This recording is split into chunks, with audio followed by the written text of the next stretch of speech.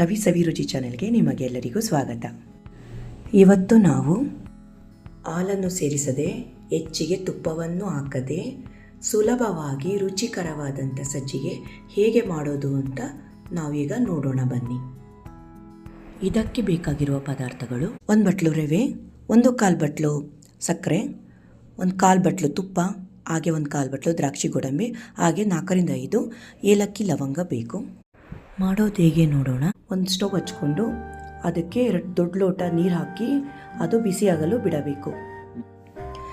ಈಗ ಇನ್ನೊಂದು ಕಡೆ ಬಾಣಲಿ ಇಟ್ಟು ಅದಕ್ಕೆ ರವೆ ಹಾಕಿ ಮೀಡಿಯಂ ಫ್ಲೇಮಲ್ಲಿ ಚೆನ್ನಾಗಿ ಅದನ್ನು ಹುರ್ಕೊಬೇಕು. ಈಗ ಅದಕ್ಕೆ 1 ಚಮಚ ತುಪ್ಪ ಸೇರಿಸ್ಕೊಂಡು ಮತ್ತೆ ಅದನ್ನು ಹುರ್ಕೊಳ್ಳೋಣ.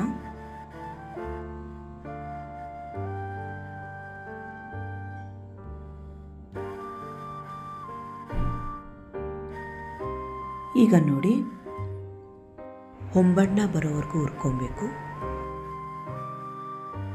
ಈ ಸೈಡು ನೀರು ಕುದೀತಾ ಇದೆ, ಆಫ್ ಮಾಡ್ಕೊಳ್ಳೋಣ. ನೋಡಿ, ಈ ಥರ ರವೆ ಚೆನ್ನಾಗಿ ಹುರಿದಷ್ಟು ಟೇಸ್ಟು ಚೆನ್ನಾಗಿ ಬರುತ್ತೆ. ನೋಡಿ, ಈಗ ಕಂದು ಬಣ್ಣಕ್ಕೆ ಬಂದಿದೆ. ಇದನ್ನೊಂದು ಪ್ಲೇಟ್ಗೆ ಎತ್ತಿಟ್ಕೊಳ್ಳೋಣ. ಮತ್ತು ಅದೇ ಬಾಣಲಿನ ಕ್ಲೀನ್ ಮಾಡಿಕೊಂಡು ಸ್ಟವ್ ಮೇಲಿಟ್ಟು ಫ್ಲೇಮ್ ಕಮ್ಮಿ ಇರಲಿ. ಮತ್ತೆ ಅದಕ್ಕೆ ತುಪ್ಪ ಸೇರಿಸೋಣ.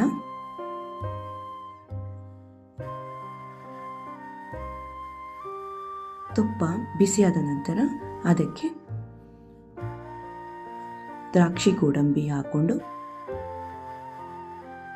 ಮತ್ತೆ ಚೆನ್ನಾಗಿ ಇದನ್ನು ಫ್ರೈ ಮಾಡ್ಕೊಬೇಕು.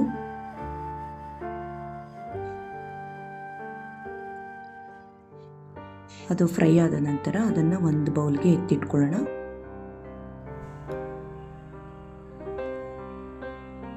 ಈಗ ಅದೇ ತುಪ್ಪಕ್ಕೆ 4ರಿಂದ 5 ಲವಂಗ ಹಾಕ್ಕೊಂಡು ಅದನ್ನು ಸ್ವಲ್ಪ ಫ್ರೈ ಮಾಡಿಕೊಂಡು ಅದನ್ನು ಅದೇ ಬೌಲ್ಗೆ ಎತ್ತಿಟ್ಕೊಳ್ಳೋಣ.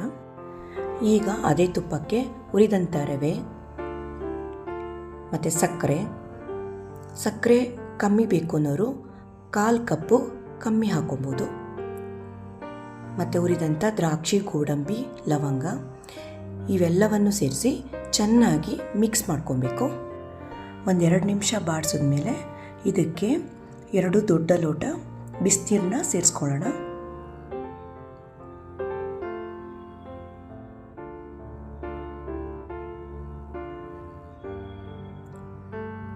ಇವಾಗ ಚೆನ್ನಾಗಿ ಹಾಗೆ ಮಿಕ್ಸ್ ಮಾಡ್ಕೊಳ್ಬೇಕು.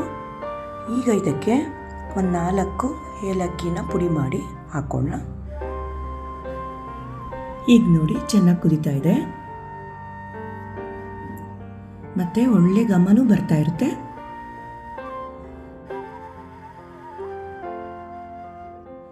ಗಟ್ಟಿ ಹಾಕ್ತಾ ಇದೆ. ಈಗ ಹಾಲು ಬೇಕು ಅನ್ನೋರು ಹಾಲು ಸೇರಿಸ್ಕೊಬೋದು, ಆದರೆ ನಾನು ಸೇರಿಸ್ತಿಲ್ಲ.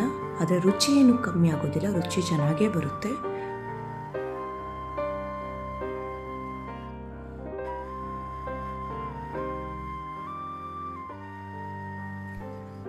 ಇವಾಗ ಇದಕ್ಕೆ 2 ಚಮಚ ತುಪ್ಪ ಸೇರಿಸ್ಬೇಕು.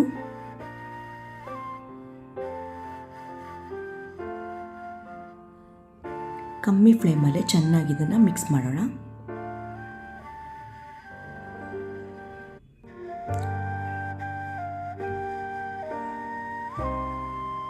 ಈಗ ಇದು ರೆಡಿಯಾಗಿದೆ. ಇದನ್ನು ನಾವು ಒಂದು ಬೌಲ್ಗೆ ಹಾಕೊಳ್ಳೋಣ.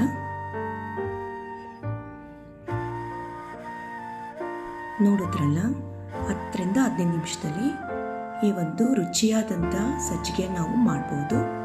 ಹಾಗೂ ಇದನ್ನು ದೇವರ ನೈವೇದ್ಯಕ್ಕೂ ಇಡಬಹುದು. ಇವತ್ತಿನ ಈ ವಿಡಿಯೋ ನಿಮಗೆ ಇಷ್ಟ ಆಗಿದ್ದರೆ ಒಂದು ಲೈಕ್ ಕೊಟ್ಟು ನನ್ನ ಚಾನಲನ್ನು ಸಬ್ಸ್ಕ್ರೈಬ್ ಮಾಡಿಕೊಳ್ಳಿ. ಹಾಗೆ ನಿಮ್ಮ ಅನಿಸಿಕೆಗಳನ್ನು ಕಮೆಂಟ್ ಮಾಡಿ. Thank you.